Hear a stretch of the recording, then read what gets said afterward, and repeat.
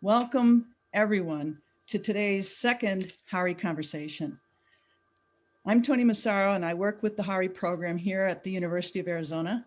This conversation series is part of the Haury program's Tribal Resilience Initiative, which is committed to the advancement of water resilience goals of Native American and Indigenous communities, but also to building upon Arizona's extraordinary strengths in and abiding outreach and land-grant university commitment to environment and social justice for tribal communities.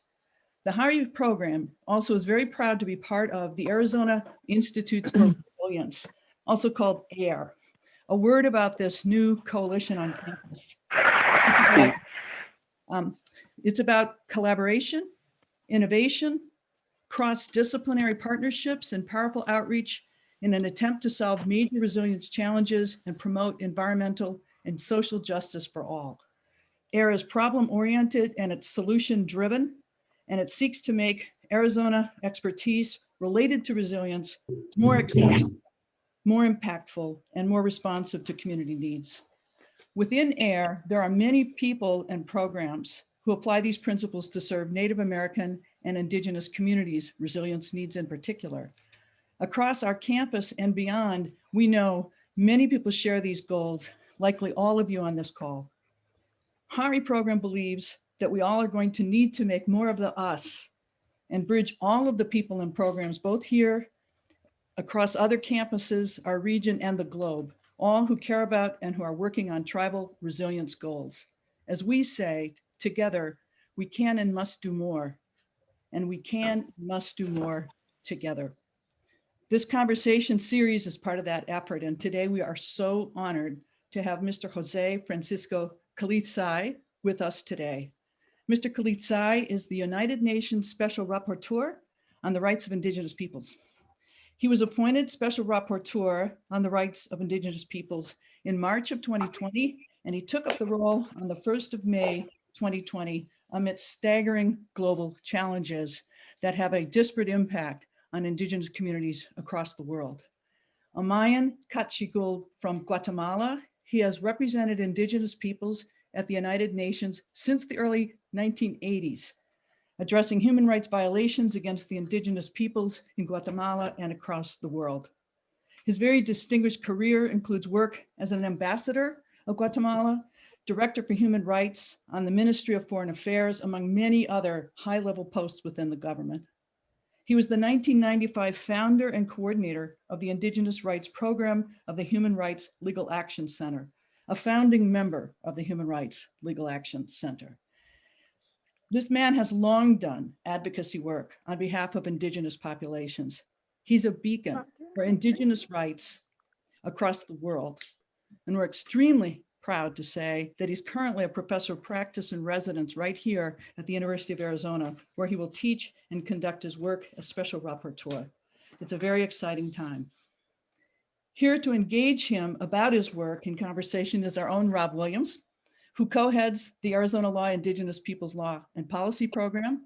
Rob is a Regents professor and the E. Thomas Sullivan Professor of Law. He is an enrolled member of the Lumbee Tribe of North Carolina, and he is an internationally acclaimed critical race scholar, indeed one of the pioneers of the field of critical race scholarship.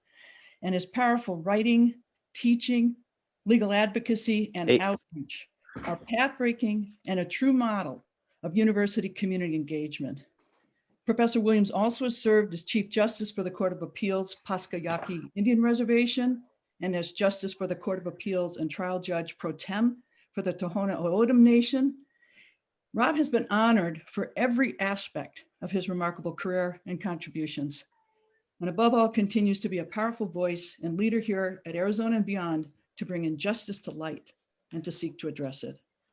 He is going to lead the discussion today, which will run until 2 o'clock.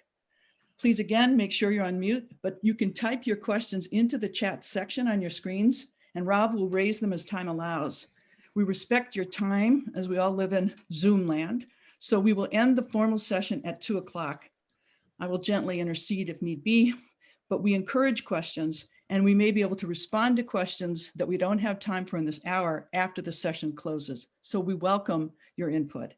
Again, a warm thank you to all of you for joining us today, and especially Mr. Calí Tzay and Professor Williams for this rare chance to hear about this globally important work. Haury program is so proud to be part of and capable of, at least in some way, supporting the work of these brilliant people. Rob, I hand it over to you. Thank you, Toni, for that very gracious introduction. And thank you to the Haury program for sponsoring today's event. I'm truly honored to be able to moderate this conversation with the United Nations Special Rapporteur on the rights of Indigenous peoples and the newest member of the University of Arizona College of Law faculty, Francisco Calí Tzay. We call him Pancho, and I will refer to him as Pancho as we talk today about his mandate, some of the concerns he's highlighted for his 3-year term, and what he sees as some of the major challenges confronting Indigenous peoples in the world today with respect to their human rights situation. As United Nations Special Rapporteur, IPLP was particularly honored to be asked by Pancho to host and support the mandate. Some of you may know we've done that once before in the past with the second holder of the Special Rapporteurship, Professor James Anaya, now Dean at the University of Colorado. We were able to support and host his mandate from 2008 to 2014. And when Pancho asked IPLP to take on that role again, we were both honored and stepped into gear. And we're active right now. Our students are working on a number of important and critical human rights issues and cases, thematic studies that Pancho's engaged in. He'll be talking about those today. For today's conversation, we'll go about 35 or 40 minutes as I have some questions for Pancho and maybe some follow-up, and then save time toward the end. I'll be monitoring chat, so if you have questions, and hopefully be able to get to them all. So Pancho, how are you doing? Well, I think that I never realized that Tucson will be cold at night and warm on the daytime. So I have both weather here in Tucson. So I am just enjoying, because you know that I'm coming from Guatemala and the high mountains is very cold, but not as cold here. But anyway, I'm enjoying my staying here. And Pancho, I know we had talked before. You had maybe spent a little bit of time in Tucson many years ago. What are your impressions of the city now that you've returned? Well, actually, the last time that I was here visiting Tucson was in the middle of 90s. So 25 years ago, that was a very small town that today I just don't recognize Tucson. Last week, one friend took me to downtown, and I started to see that some of the old buildings still there. I started to came back on the 90s. It was close to the university, of course, and was very good to remember those times. But also came to my mind when many people were found in the desert. That's because they were trying to cross the desert coming to the United States. But anyway, there was a very good experience last week, and Tucson is not the small town that I was remembered on those times. That's great. So Pancho, you started May 1st. I know you hit the ground running. We had talked about you packing up the embassy in Germany. I know before that, you had been president of United Nations Committee on Elimination of Racial Discrimination. How do you do it all? Well, it has been not easy for me, because you know that there is a very high level of discrimination, racial discrimination in Guatemala and everywhere. As you are seeing me, I am not changing my way of dressing. Even when I was the ambassador of Guatemala in Germany, I was dressing like this.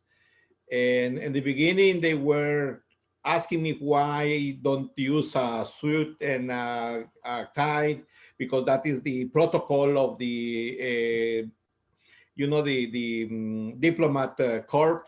And I told them that and I asked them to show me where it said that that is something that us as an indigenous people, we have our own protocols, and I am not regular. I was not the regular diplomat.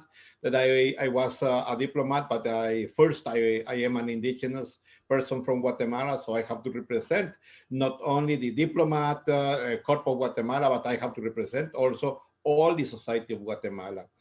And then after that, they are starting to understand, and then they never ask me again my credential to show them that I am I was the ambassador of Guatemala. They knew me already, so they let me pass through all the doors in the official offices in Germany.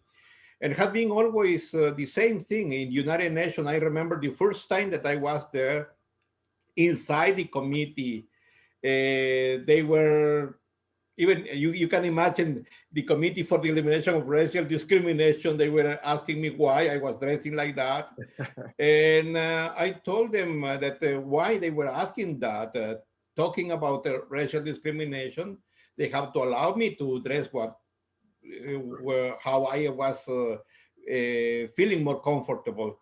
After 10, 12 years that I became member of the committee, they started to tell me, thank you, Francisco, for not having that suit that we used to use here, because you are allowing us to feel more free here and more comfortable. You know that summertime in Geneva is so hard that it's impossible to dress tie there. So they were very happy, and they were thanking me for not having a tie in the committee. So it has been very interesting experience, and I believe that all the indigenous people have the opportunity to be to have that experience, have been passing through all that discrimination. And I think that I know that I've been the only indigenous person in the treaty bodies, a member of a treaty body, but I know some indigenous people who are coming behind me, and I think that that commitment and that responsibility is a big responsibility. I have to leave a good expression, but also a good example for the indigenous people who are coming behind me. Yeah, I remember you back in the 1980s when you're at the UN working group in Geneva, and you didn't wear a tie then. No. but why do you you've held so many different types of positions in the diplomatic world. Could you talk a little bit about your mandate as UN Special Rapporteur for Indigenous Rights of Indigenous Peoples and what that involves? Okay, so first of all, I just wanted to say thank you to your program, to the International Human Rights Advocacy Workshop also, where Sheena Howard, Professor Howard, is leading that program. I know that Susan is also in the program.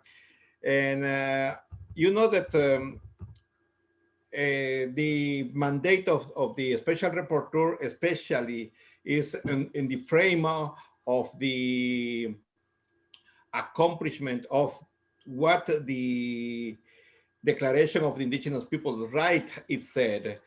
But with the years, the representative of the state, they have to discuss among themselves how or what is going to be the mandate. And after, of course, the Special Rapporteur has to be involved on that discussion also. And after the consultation with the Permanent Forum and the expert mechanism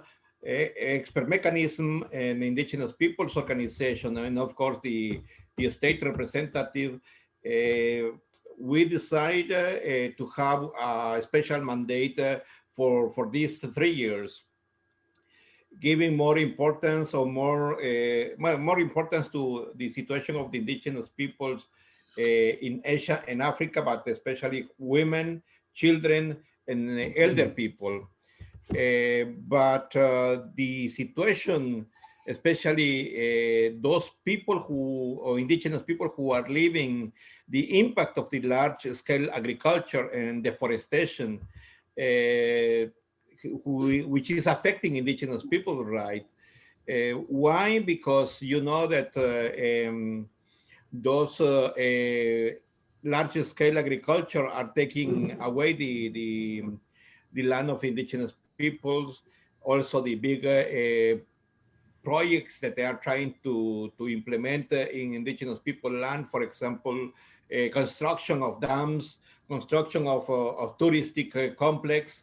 It's a very difficult time that indigenous people are living today, especially in the middle of the COVID-19 that has been affected, especially indigenous people who doesn't have the economical resources to confront COVID-19. And of course, it's not only negative issues that I have to see, I have to analyze also the good practices and lessons that state had when they are trying to implement the Declaration of the Indigenous Peoples' Right.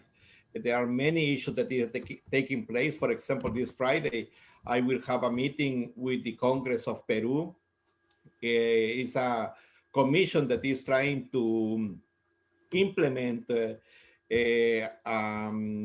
way of recognition of legal status for indigenous peoples, communities, and peoples as a peoples, because if they wanted to have for example, a donation from the international community, they cannot open a bank account because they have not been recognized legally as an indigenous people. So the law in Peru, they are asking them to have a number to be able to open a bank account. So that is something that is taking place in Peru, and it's a very interesting issue that is in a process that is taking place in this moment. So those are the things that I have to see, also to analyze, and to recommend some, for example, some issues that they can take in account, especially with another experience that probably had in the international community. I know you've been doing a lot of work on COVID-19. Can you talk about some of, particularly your recommendations? We know that the response of states has not been very good here in the United States. The response, I know you've criticized that along with some other special rapporteurs. Could you talk a little bit about what you've found out so far? What are some of the best practices and what are some of the big problems? Well, the best practices that I have seen in this process of recollecting information is what I have seen in Canada, New Zealand, Australia, and I believe in Ecuador and Bolivia, who they have been respecting the self-determination of indigenous people, of the so-called autonomy of the indigenous people. They call autonomy inside the state. So, and especially in New Zealand, they are taking in account indigenous people to be part of the preparation and also to confront COVID-19 and how they are going to recover from COVID-19. And they are taking account also the traditional medicine of the Maori people to confront the COVID-19. And that is something that is taking place also in other countries. And the US and other countries, of course, they are having in the programs to take in account indigenous people, but in the reality, what we are seeing is how indigenous people have been left behind, as always, in this big situation, or negative situation that we are living as a humanity in the middle of COVID-19.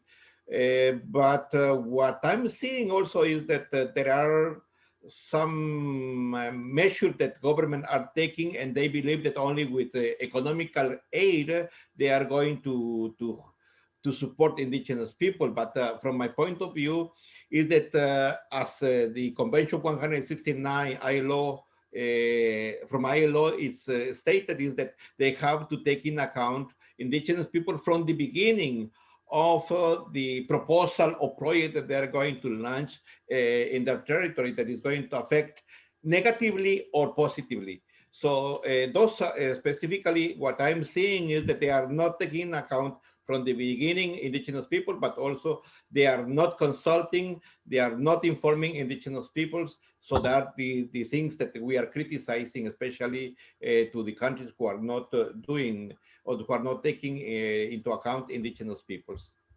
Thank you.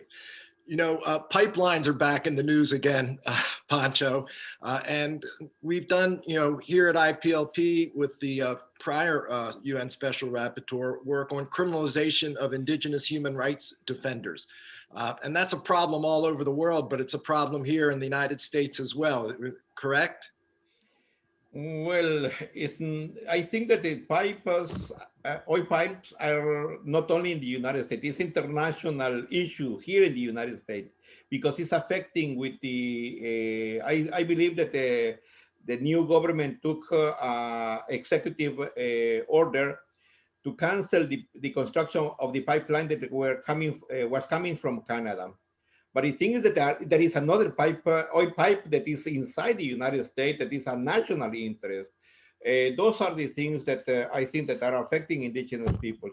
And as you know that unfortunately, when it's talking about natural resources, and it's a state natural resources, the state owns the natural resources, they are going to pass through indigenous people's land, and they are going to argue that is a national interest or a common interest that is going to affect or is going to benefit all the people. So that's why they don't have to consult with anybody. So I believe that that is something that is taking place in this moment. So it's going to be an issue. Of course, it's going to be an issue, but I believe that with the new policy that is taking this government, I believe that it's going to be probably not 100% positive, but I am seeing a hope in the end of the tunnel, as we are always used to say. Thank you. I'd like to ask you about the thematic reports. That's an important part of the mandate. And I know that you've planned out a series of thematic reports. And I also know you have a consultation coming up on urban Indians. Maybe talk about some of those initiatives. I'm particularly interested in the urban Indian initiative. I come from the Lumbee tribe, and many of my tribal members live in urban areas. And I don't think people are really aware of the unique problems that urban Indians and indigenous peoples confront all around the world. Well, you know that there are two yearly thematic reports that I have to present, one to the Human Rights Council and the other one to the General Assembly. To the Human Rights Council, I'm going to submit a follow-up report on COVID-19. And that is something that we have to see as the answer of the government, how the government are answering on the recovery and how the indigenous people are participating in this policy of recovering. The second one that is going to be presented to the General Assembly is going to be on the issue or the situation of indigenous people in the urban areas. But many people believe that indigenous people are from the rural areas. That is a misconception that has been coming through, especially because all the, we can say, focalization, especially on indigenous people in Latin America. But even in Latin America, the majority of the indigenous people are from urban areas because, for example, has been founded on the top of an ancient Nahuatl city, which is Tenochtitlan. Tenochtitlan, everybody knows that is in downtown Mexico. In the La Plaza, you are going to see that there are some buildings of Tenochtitlan. So I think that that is something that people have to understand, that indigenous people, the majority are not from rural areas. They are from urban areas. It's Mexico City, Lima, We can talk about Santiago de Chile, Buenos Aires, also Quito, Ecuador, Guatemala City, where you are going to find urban people, or urban indigenous people who are living there, not because they immigrate from the rural areas. That is another issue, which is going to be taken in account in this study also. But the indigenous people who were there when the urban cities or the big cities were built, were founded. And as you said, when I was studying the impact of COVID-19 last year, the indigenous people who are living in the urban areas are the people who are suffering more, because they are suffering racial discrimination, because many people, on the point of view of the people, they don't belong to the cities. And sometimes they were asking indigenous people to go back to their communities, but their communities is in the city. So, and they lose, some of them, they lose their language, they lose their custom, they lose their culture, but many of them, they are trying. That's why they are Indian center in many big cities. They are trying to revive and to recover their culture, their language, their dances, and all the cultural elements that they had before. Why? Because the big racial discrimination that they have suffered, in many cases, they have to hide their identity. Now that they know that they are protected by international law, they are trying to recover their culture, they are reviving their identity. So that is something that is very interesting to study and to report to the United Nations. Thank you.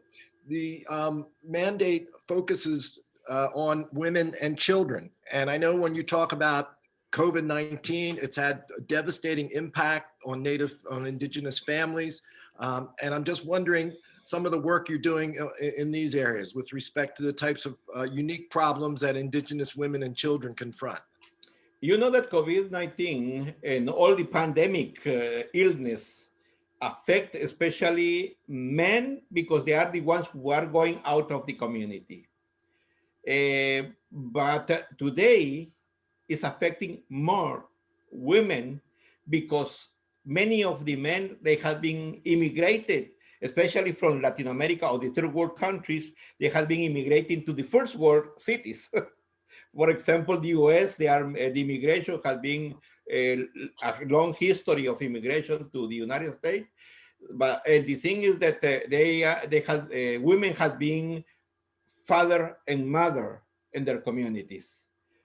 Now they are suffering more because the lockdown that has been imposed to the indigenous people, especially in Latin America, has been leaving women with no possibility to go and to work. And also there are many issues that they are taking there, and they have been like the target of discrimination in many parts of Latin America, because the misconception that the society had, that indigenous people, we don't like to take a bath, that we are lazy, that we are, all the misconceptions that they had. And they are accusing indigenous women because their dress to be responsible of the spreading of COVID-19, because they suffer lack of how do you say it? I don't know the word in English at this moment. Hygiene. They don't like to wash their hands or to take a bath. So that's why they have COVID-19 with them. So they are. It's a very how do you say? It's a very, not only painful, but it's very hard to believe that there's still that misconception on indigenous people, and also women has to stay in their houses because children, they are not receiving classes. Education, especially in the third world countries, and today is more like a privilege.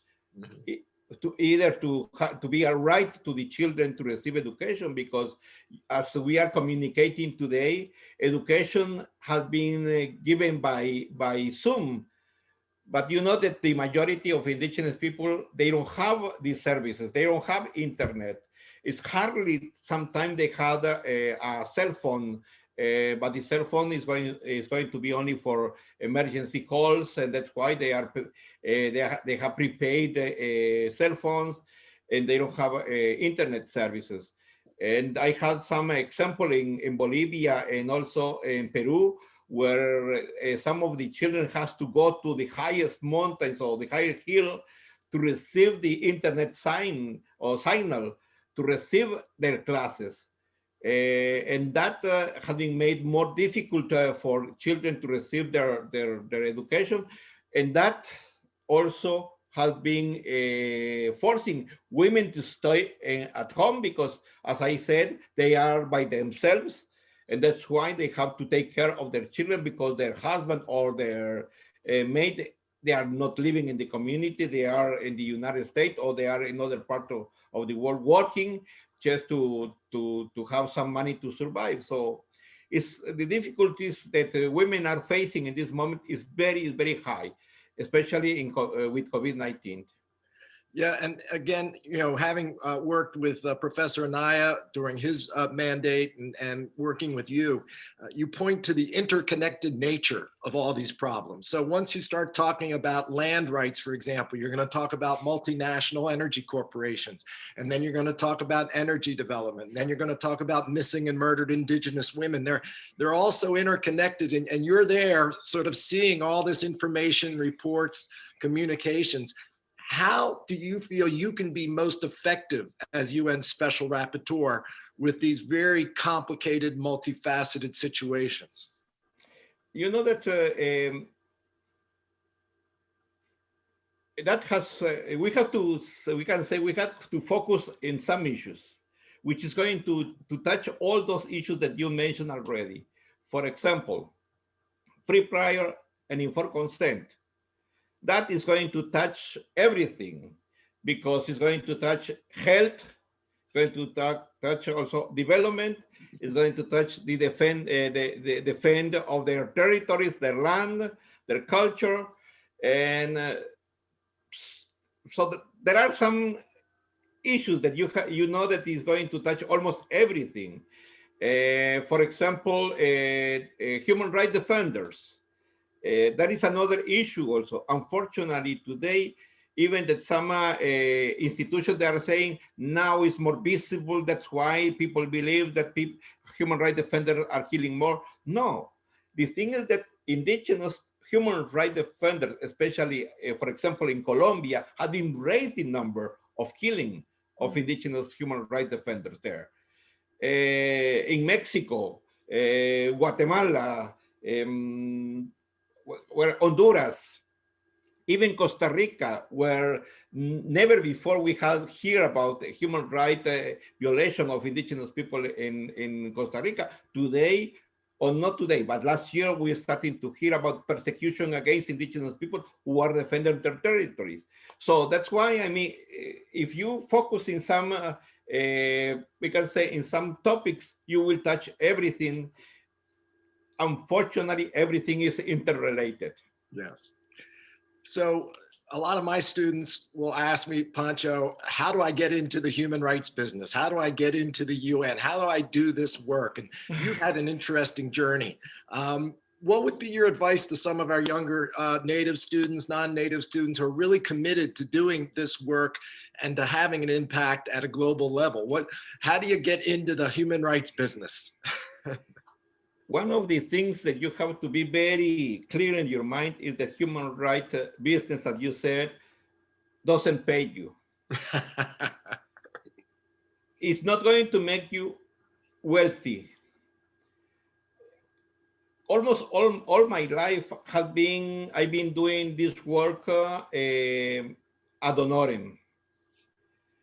I can starting to share with everybody about my history. I'm just going to give you some example. The first year, not the first years, almost for 15 years, I traveled to Geneva with $125 a week. What you are going to pay with $125 a week? So you have to count your pennies just to save and to have enough for food, to count with friends that you know that you are going to have at least one space where are you going to sleep. As I always said to my daughters, I've been able to sleep in a 5-star hotel, but I have been also sleeping in how do you say, in the floor, sometimes with no blankets, because this is the work of human rights defender. If you wanted to be human rights defender, you have to, it's not that you have to suffer. Unfortunately, there is not enough money to pay human rights defenders to do their work.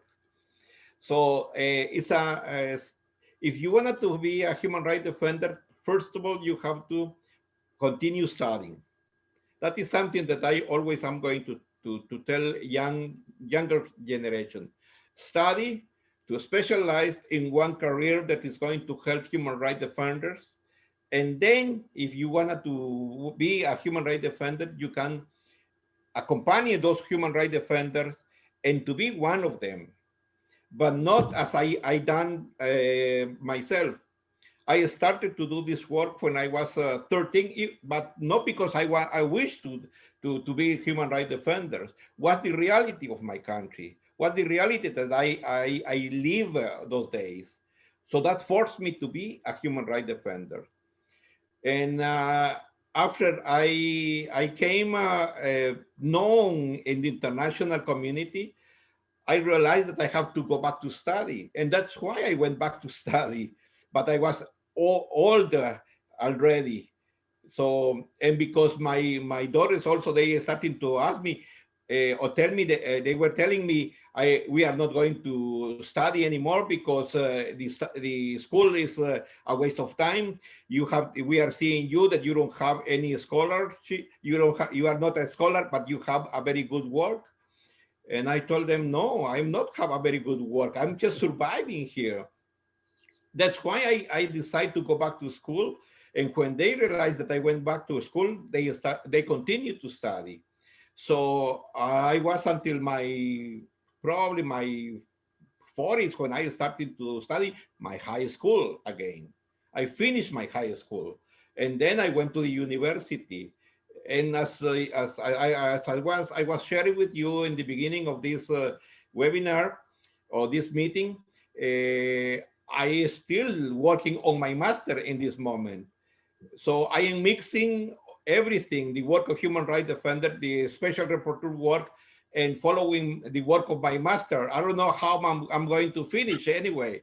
I think that I don't know. You're a teacher and student as well. Yeah, exactly. You wear many hats, Pancho. So let's some questions come in from the audience. I'm about wrapping up the questions I had, but it is tough work, human rights work. And as I tell my own students when I teach them Indigenous human rights and Indian law, you're going to lose a lot more than you're going to win. So I'm wondering, what keeps you going? What do you most enjoy about the work? What inspires you about it? When people tell you, thank you, with a smile. And when you know that even that it's going to be just a small help that you are going to give to the people, even to give them a small hope that is going to be a change in their life, is something that is allowing me to continue. Because the suffering, the bad situation that they are living is something that is hurting you all day, every day. Because coming myself from a situation where I suffer myself persecution, suffer exile, suffering human rights violation, I know what is that. And when you see the people only because your presence there is giving them a hope, that is something that satisfies myself. And I said, well, if they have hope, I have to have hope. So I have to continue. And also because my daughters also are seeing me as an example to follow. So if I fell down in this moment, I know that they will be more, like, how do you say, betrayed on their expectation to have a father like they have today. And for example, in Peru, just to give you an example, in Peru, when I was in the committee, we recommend the state of Peru to close a TV program in Peru because there was a very racist program denigrating women identity, indigenous women identity. We, as a committee, we struggled with the state for about 6 years. After 6 years, they closed forever the program. And they were celebrating in Peru, and they were sending me messages. Thank you, Francisco. Thank you, Francisco. That is something that just fertilize your emotion and say, okay, we can do it. So that is like forcing me to continue doing the work of human rights defender. Thank you, Pancho, and thank you for your service and work over the years. You've been there really from the beginning of the modern indigenous human rights movement. When you started your work and where we're at now, if I had asked you 30 years ago when you began this work, where do you think we'd be at in 2021? Do you think we've made a lot of progress, little progress, still much more to be done?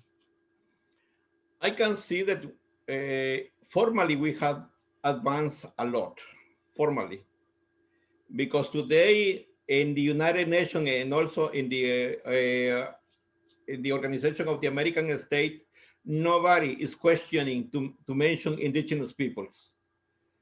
35 years ago, mentioning indigenous people, they were saying you're crazy. Even when the creation of the mandate of the special rapporteur, I remember they told me, Francisco, you are crazy. Because why do you believe that the United Nations is going to have a special rapporteur for indigenous peoples? And I'm talking about 20 years ago, 21 years ago. And we have been advanced formally. I wish to be more, but that is something that is a big difference between my wish and the reality. So, but the thing is that I'm happy with what we have today. You can see that the indigenous issues is discussing everywhere in all levels of the United Nations. So that is something that is very satisfying to see that. Good. Pancho, I want to introduce somebody who's been working very hard with you. Professor Shauna Howard directs the International Human Rights Advocacy Workshop, and she's the one that's really been working closely with you and the Office of the High Commissioner of Human Rights in Geneva. Shauna, maybe you could talk a little bit about the work, given the confidentiality requirements, of course, but just give people a sense of the type of work our students are doing as part of the mandate, to give folks a sense of the flavor of sort of the learning experience and your experience as supervisor. Thanks, Rob, and hello, Pancho. I'm having some connectivity issues, so hopefully you can hear me okay. Yeah, the students are really excited to be working directly with a UN expert. I know a lot of the students sign up to take the workshop to get this real world experience. And in the past, they were working on the cases that IPLP has had before these international bodies.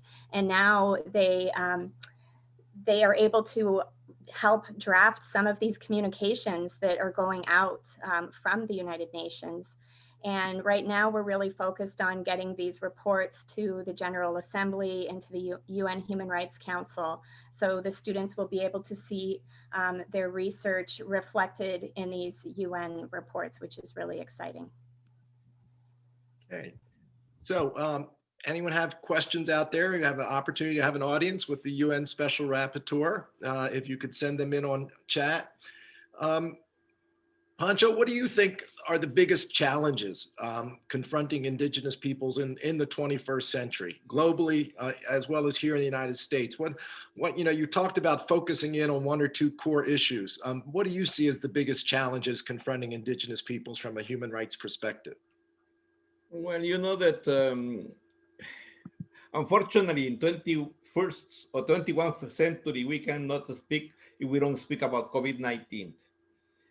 And COVID-19 is one of the biggest challenges that we have in this moment, especially because it's not allowing us to make a in situ visit, which is allowing the special rapporteur to be there to see by him or herself the situation that they are living the indigenous people. And some states, some companies, they know that, and that's why they are today they are trying to avoid the fulfillment of the international law that is protecting indigenous people's rights.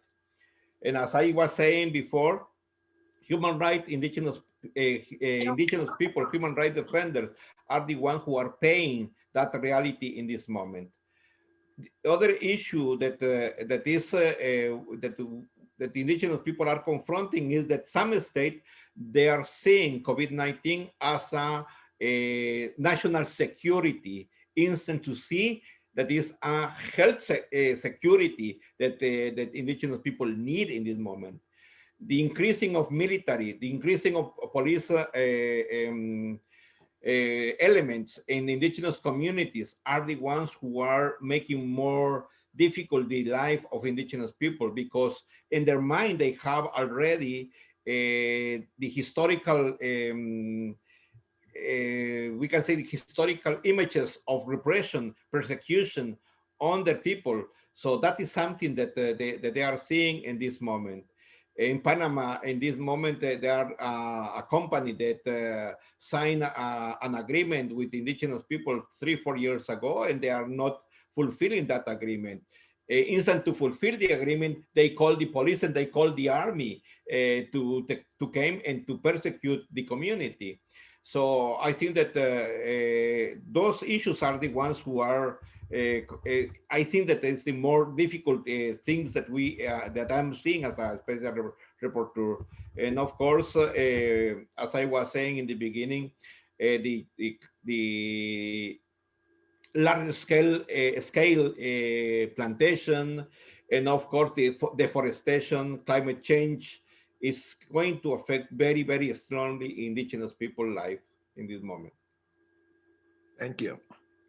Sean, I know that you're working on one of the projects that we've been able to discuss, and there's an opportunity, right, for individuals to contribute with input. Can you talk about that? Yeah, so it's really important when compiling these reports to consult with Indigenous communities and other stakeholders, academic institutions, non-government organizations, state representatives. So we have what we call calls for input that have been issued, and that's to solicit information for these very important reports to the UN. So up on the OHCHR website, which I'll share the links to, we have a number of questions that we're looking for responses to. And so you're all welcome to submit information. The deadline is February 28th, so there's still a couple of weeks to get those in, and I'll share those in the chat right now. This is for the urban report to the General Assembly and to the COVID-19 recovery report to the Human Rights Council. Thanks, Rob. So, Pancho, just kind of wrapping up here, you've talked a lot about your work with states. I know you engage with states, you engage at different levels with civil society, but particularly when you're dealing with states, you must get just a range of reactions. I imagine they're not too happy when the special rapporteur asks them about a human rights situation. But is it the systemic racism you talked about that is the cause of so many problems? Is it economics? Is it the fact that indigenous peoples don't want to assimilate? How do you work with states to get them, for example, to implement the articles of the United Nations Declaration on the Rights of Indigenous Peoples? Well, you know that I don't want to enter to that discussion if it's uh, how do you say that? If the declaration is, I'm not going to ask to talk about that. But anyway, what I'm trying to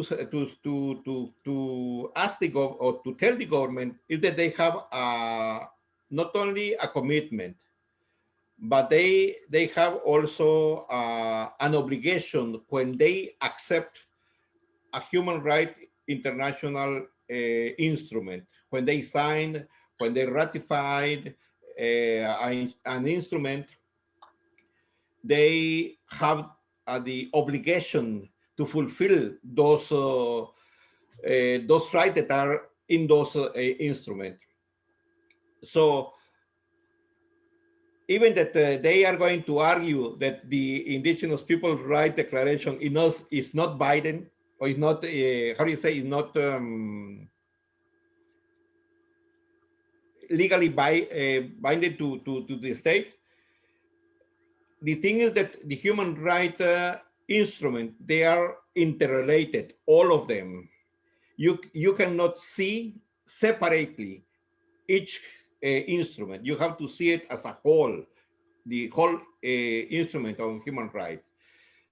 So there, the Indigenous Peoples' Right Declaration is coming into those instruments also.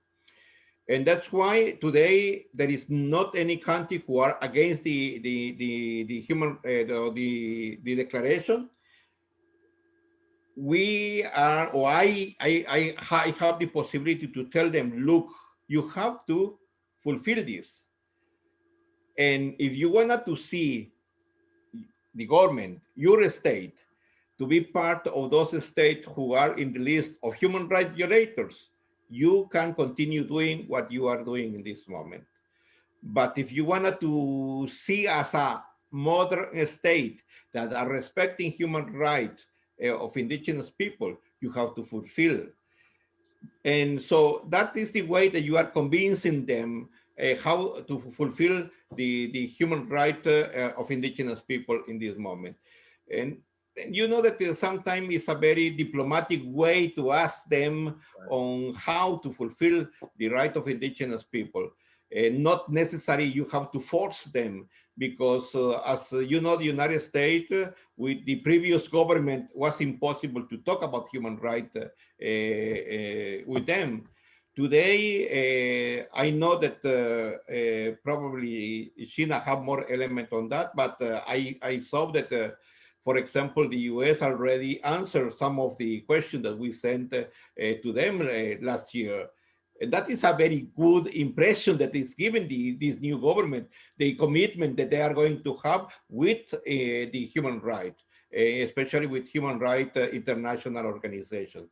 So I think that, as I said, in the case of Peru, insisting them that they have to fulfill what they signed, they finally they done their responsibilities, or they fulfill the responsibilities. So that is the way that we are seeing how we are going to do it.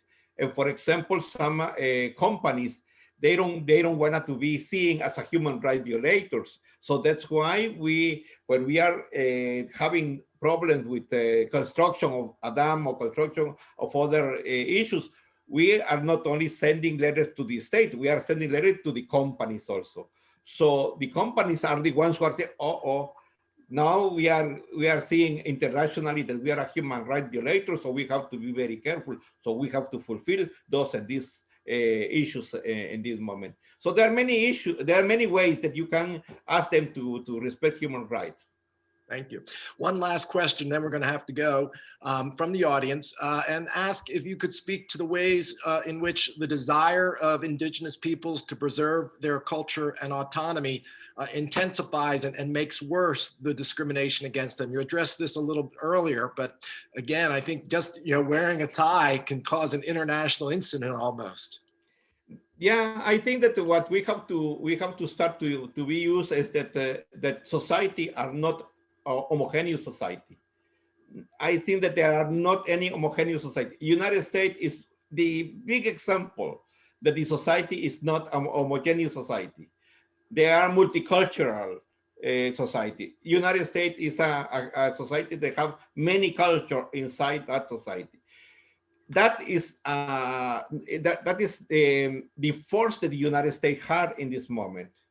If United States is going to try or is going to try to homogenize all the society, I think that they are going to lose the force that they have in this moment. And that is something that we have to get used, that all together, the multicultural society, we can make a big national culture, which is going to be multicultural culture. Thank you. I'm going to turn it back to Toni, but I want to thank you, Pancho. This is the longest I've had a chance to sit down and talk with you, and it's been wonderful. Thank you so much for your candor and particularly for the work that you do. It truly is global in perspective and so important. So thank you on behalf of myself and the Haury program. Toni? Absolutely. It was wonderful. Thank you, Mr. Calí Tzay. Thank you, Rob. Thank you to the IPLP team and the insight from Shauna Howard. And I want to especially thank you in response to Rob's question about how to keep going with the work. What I heard you say, it's about hope and relieving human suffering. And that's what keeps you moving forward. And I hope all the students in particular listening today take both comfort and inspiration from that part of your message. We're very, very glad you're here. Let us know how we can make your visit meaningful and comfortable, including not sleeping on the floor if need be, but if it has to be, we'll see to it there's a pillow. Thank you everyone for coming. Like we said, this is a community and we want to be in this together. Thank you, Rob. Thank you, Mr. Calí Tzay. Take care, everybody. Thank you very much.